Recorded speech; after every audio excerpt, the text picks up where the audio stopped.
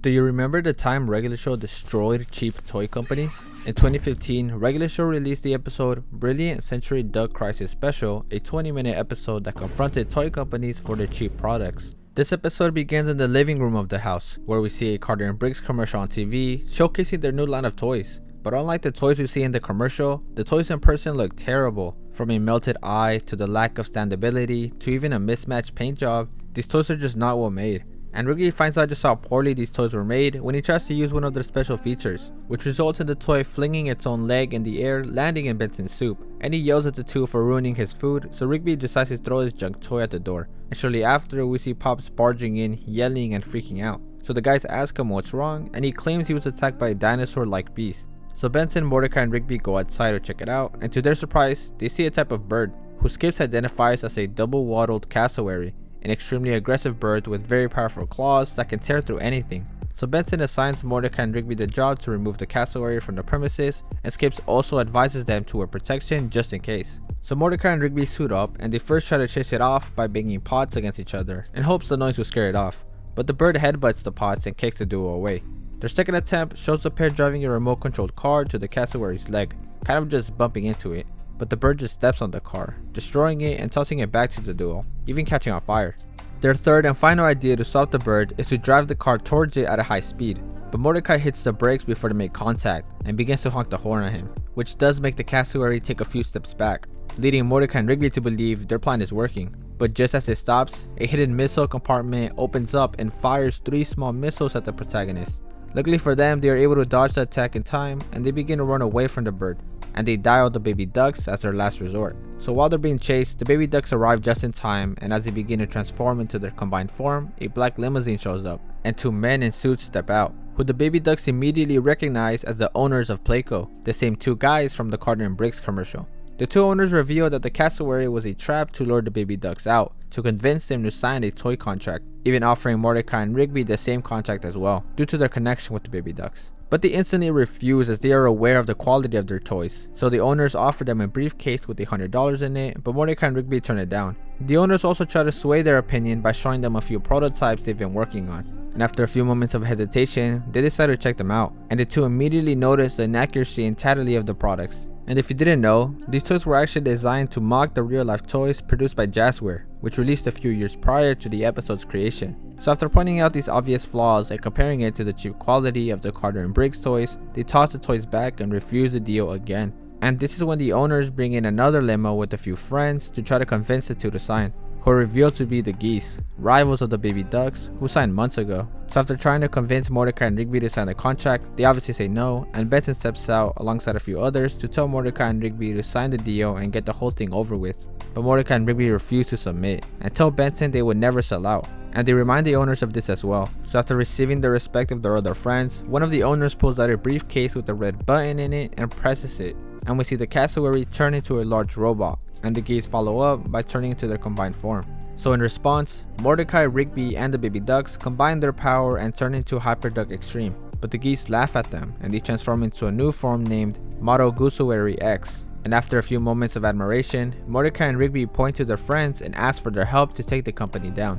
And they obviously agree, and we see each person bring in a unique element, combining all sources of power to create a new form named Hyper Duck Extreme Park Variant. So as the thunder begins and the raindrops fall, the 2 sides charge towards each other and begin to fight, the geese landing an early hit and the park crew responding with a few lasers. And both robots run towards each other and they try to kick one another, but they end up syncing up, resulting in the 2 flying up into the air.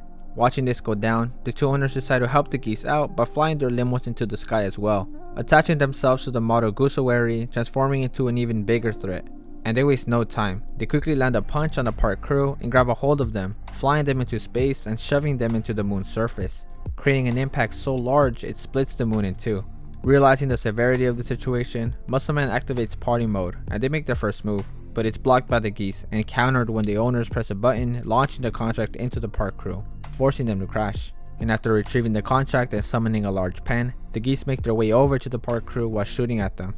But they manage to take a bit of control of the situation by blocking the projectiles and even reflecting a few back to the geese. And after they get their footing right, they jump towards the geese and clash. The geese throw a punch, but they get stuck in their torso, and the park crew is able to rotate and land their first hit on the geese, launching them far away from them into the moon. And they are able to summon a guitar-shaped weapon and fire at the geese while they're still down. And although they are able to land most of their attacks, the geese begin to laugh. And as their laugh grows louder, the robot suddenly reveals drills all over its body, which dig into the moon's surface, creating a new set of armor for itself, and another new form named Lunar Guusawary X Omega Warrior. And after a moment of disbelief, the geese grab the other half of the moon and throw it at the park crew, connecting with their target and throwing them further back. And after shortly realizing their boosters aren't working, they hear a familiar voice, who is revealed to be Carter and Briggs, determined to help the crew defend themselves from the contract. So they fly over and attach themselves, naming their new form Hyperduck Extreme Cruiser Mod Maximo. But before they have the chance to test out their new form, they hear another voice, and although unfamiliar to us, the baby ducks identify the person as Andy, their teenage brother who was away studying. So after his introduction, Andy also connects his ship to the crew, creating a set of wings and naming their form Hyperduck Ultimate Fury Giga Wing. And we also get to see a size comparison between the two sides, as the geese warn the crew to sign the contract or else they'll get destroyed. But the crew doesn't fold, and Mordecai stands his ground. So after hearing this, the geese immediately send out hundreds of missiles towards the crew, but they respond with multiple turrets, max energy, and cerebral scream, which allows them to use the guitar and wings to evade the attacks and destroy the missiles with their turrets. But after watching some of the crew laugh in excitement, the owners decide to fire their ultimate attack, a giant missile that connects and actually erases a majority of their arm. Now at a disadvantage, the geese grab a hold of the crew's robot and pins them to the moon floor, forcing them to take the pen. And although they try to hold out, the owners remind the crew of their power and relentless action, shoving the robot deeper into the ground. And Mordecai and Rigby begin to admit defeat, but Benson cuts them off and reminds everyone to always stand their ground and to never go back on their word. With newfound inspiration, they agree to not sign, and Mordecai points out that at least this way they'll go out as the good guys, which is overheard by the geese, and they start to laugh at them, telling the crew that they're the good guys. But after a quick read from the contract, Rigby reads out that the geese are the bad guys, and this shocks the geese, even admitting that they would have never signed if they knew they were going to be labeled as villains. And after the owners confirm the geese are the villains, they decide to part ways with the toy company, detaching themselves from the moon and owners, reassembling with the park crew, slowly revealing their newest and final form named Hyperduck Kingbreaker White Lightning. And after a pitiful attempt to sway the crew's opinion with movies and fast food deals, they pull out guitars and begin to summon the Galaxy Blade, which is capable of piercing planets. And once the blade is in their hand, they lift it in the air and use it to destroy the contract. And after doing so, the crew attacks the owners with an ultimate step off to finally end their corruption. And when I say ultimate, I mean it. The attack starts off in space, and we see everyone make their way down to Earth, and once they connect, they destroy literally everything on the planet, leaving only the characters of this episode, who are glad to be alive. Carter and Briggs also show their gratitude towards the crew for releasing them from their contract, and the geese and baby ducks thank each other for their help as well. And we see the owners crawl out and scrap the toy deal to offer them a video game contract, to which they agree, and everyone jumps happily in the air. And before the episode ends, we also see the final size comparison between all the robots showed in the episode, which is pretty cool. This episode was honestly very entertaining. It reminded me a lot of the Amazing World of Gumball episode The Copycats, where they fire shots at a cartoon who was copying them at the time. This regular show episode was also a way to display the dislike of these toy companies from the creator himself. And just because they make a product of his creation, it doesn't mean he's going to like it. Or even if the product is officially licensed, it still doesn't mean it's going to be good. This was just a great way to expose the reality of life and how media companies use the popularity of a media franchise to make a quick buck off their fans. Well guys, it looks like that'll be it for today. Thank you so much for watching, and I'll see you guys next time. Later. Also, don't forget to check out these other videos on my channel as well.